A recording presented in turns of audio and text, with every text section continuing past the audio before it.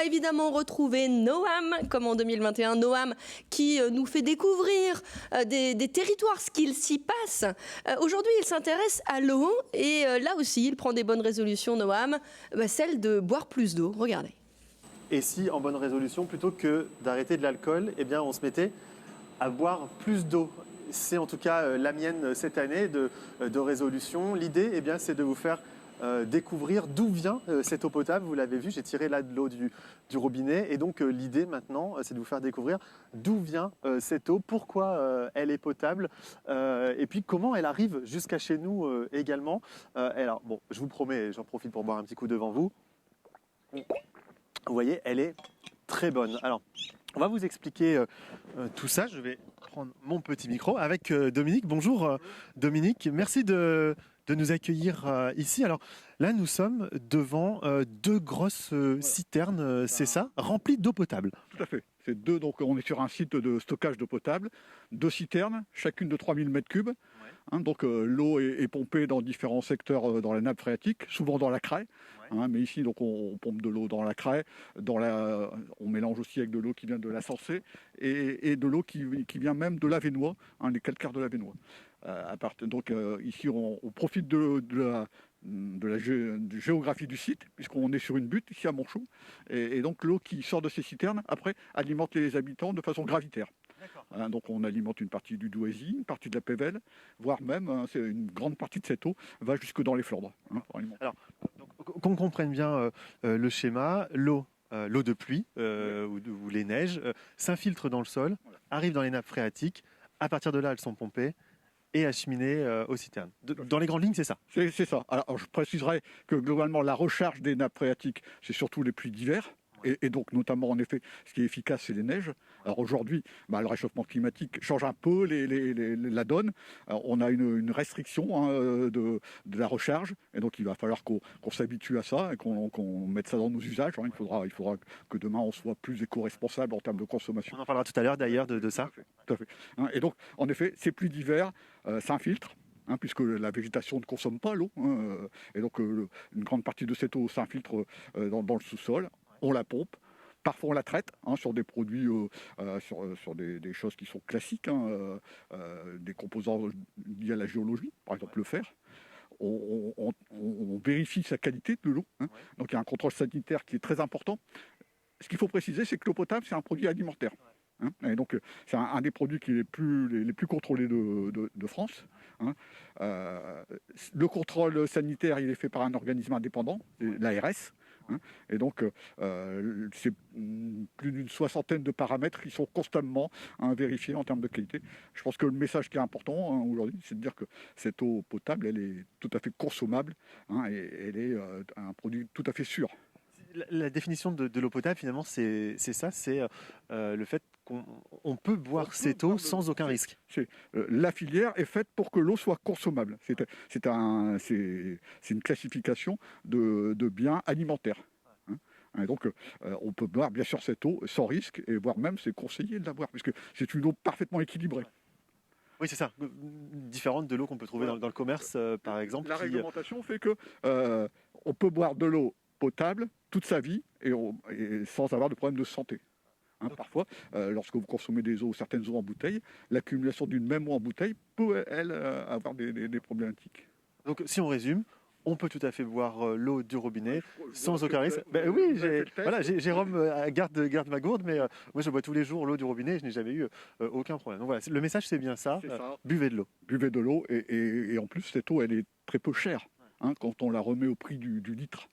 C'est une eau qui coûte près de 100 fois moins cher qu'une eau en bouteille. Merci beaucoup pour ces explications, Dominique. Merci. On reste encore un petit peu, puisqu'on va continuer à découvrir ce cycle de l'eau. Puis on va parler aussi gaspillage dans quelques instants. Et puis, un autre sujet, il n'y a pas de l'eau partout dans la région. Et alors, comment on fait pour faire en sorte que tout le monde ait accès à cette eau? On vous explique ça dans quelques instants. À tout de suite. Merci beaucoup, Noam. Noam qui continue à nous faire découvrir les coulisses de l'eau, ressource extrêmement précieuse dans notre région. Et figurez-vous, elle n'est pas présente partout. On parle d'autoroute de l'eau. Regardez.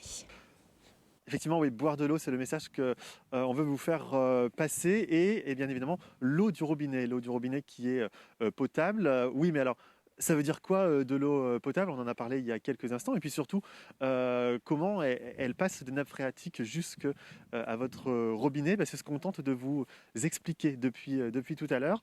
Et là, donc, je suis avec Paul. Et Paul, ce qui est important aussi à comprendre, c'est que dans la région, il n'y a pas de l'eau partout. Il faut l'acheminer vers peut-être des territoires où il y a moins de ressources en eau. Comment ça s'organise tout ça? Effectivement, c'est un enjeu qui est très important, en particulier pour le département du Nord, où, à cause des conditions hydrogéologiques, il y a de vastes secteurs où il n'y a pas de nappe phréatique.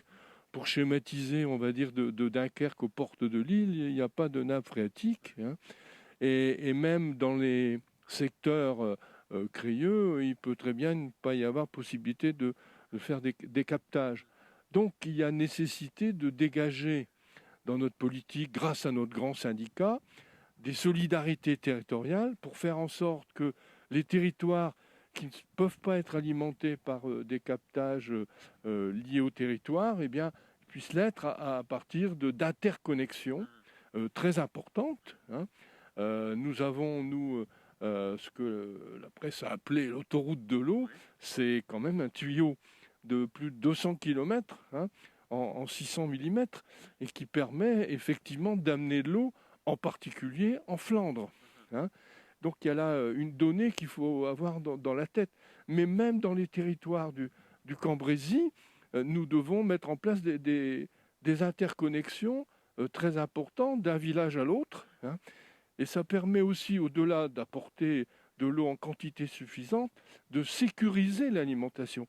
Parce qu'il peut très bien y avoir des accidents, des incidents sur ces captages. Et il nous faut donc faire en sorte qu'un autre captage puisse alimenter instantanément le village, la commune ou la ville. Donc il y a tout un réseau. Nous avons aujourd'hui pour le Silentien 10 000 km de réseau d'eau, hein, pour l'ensemble de notre population qui est autour d'un million d'habitants, hein. Vous voyez que c'est vraiment un effort très très important.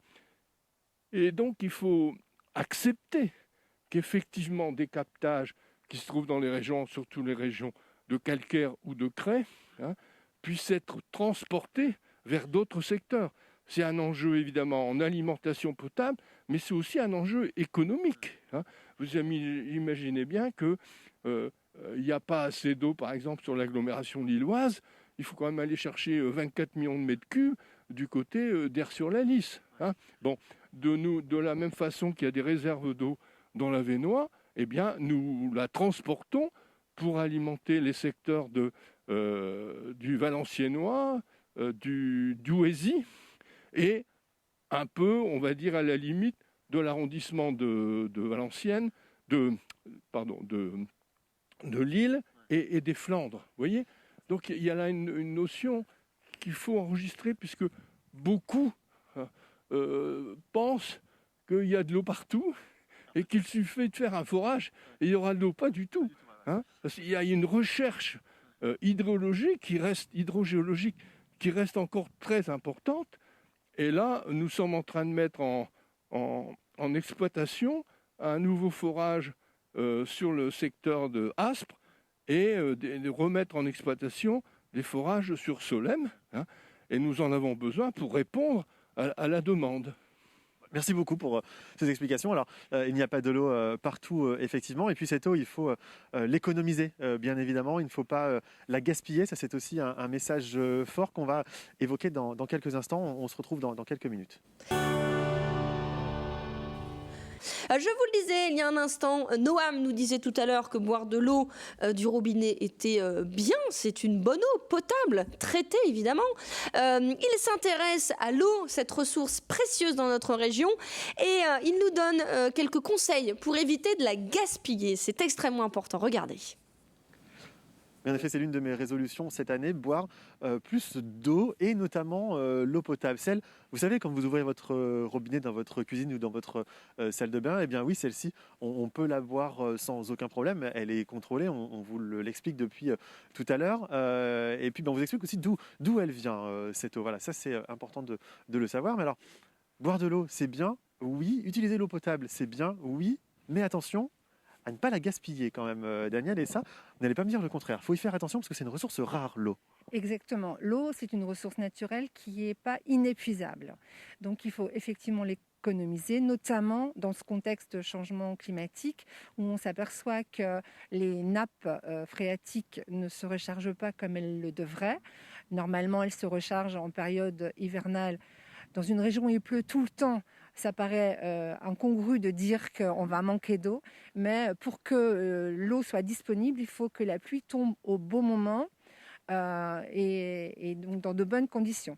Ça veut dire quoi? Ça veut dire à l'hiver, par exemple? Ça veut dire, oui, ça veut dire se tomber en hiver, c'est-à-dire les pluies hivernales, et on s'aperçoit qu'avec le changement climatique, il y a un décalage dans le temps de ces pluies, et qui ne sont malheureusement plus efficaces pour remplir les nappes et qui occasionnent par là même des inondations. Ça veut dire qu'un jour, si on ne fait pas attention à cette eau, il pourrait ne plus y en avoir, il pourrait y avoir une pénurie d'eau.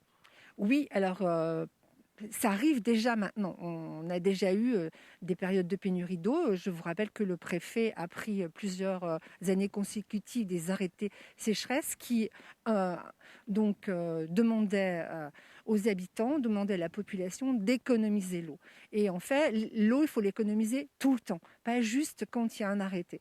Comment on fait pour économiser l'eau? Eh bien, on limite le temps sous la douche, on remplit sa machine à laver complètement, comme ça on fait moins de machines, etc., etc. On utilise l'eau de pluie pour les toilettes, par exemple, pour arroser son jardin ou laver sa voiture. Ça participe à économiser l'eau potable. Et puis, je pense que tout le monde doit faire un effort pour économiser l'eau potable. Le citoyen, l'agriculteur et l'industriel, parce que tout le monde utilise l'eau potable dans son quotidien. Économiser aussi l'eau, alors c'est ne pas gaspiller, mais c'est aussi faire des économies dans le porte-monnaie quelque part. Oui, alors justement, cette année, en 2022, les élus de Noréade et du Sud-Etienne ont décidé de modifier la structure de la facture d'eau pour en fait aller vers un tarif plus juste et plus équitable pour les abonnés de Noréade. Donc en quoi consiste cette tarification? Eh bien, nous baissons ce que l'on appelle la part fixe, donc les abonnements, de 10 et 20 euros pour les factures d'eau et d'assainissement, et on établit une tarification progressive, c'est-à-dire qu'au-delà de 80 mètres cubes d'eau, l'eau va devenir plus chère. Donc on récompense les habitants, les consommateurs qui vont faire attention à sa facture d'eau. Ça ne veut pas dire que les familles nombreuses, par exemple, seront pénalisées. Bien au contraire, puisque nous avons analysé toutes les compositions des familles et leur consommation d'eau.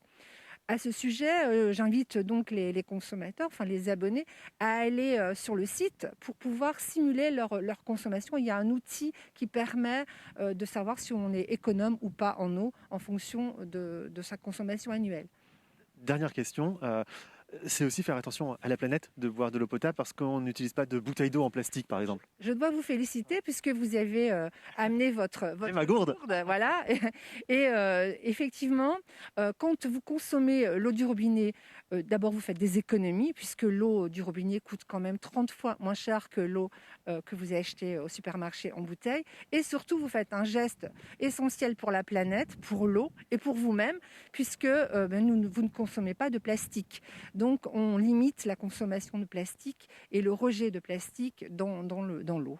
Voilà. Merci beaucoup, Daniel, pour toutes ces explications. Et puis voilà, eh bien, en résumé, achetez-vous une gourde et puis buvez de l'eau du robinet maintenant. Vous en savez un peu plus sur sa provenance et puis surtout également sa qualité. Et surtout, ne gaspillez pas cette eau.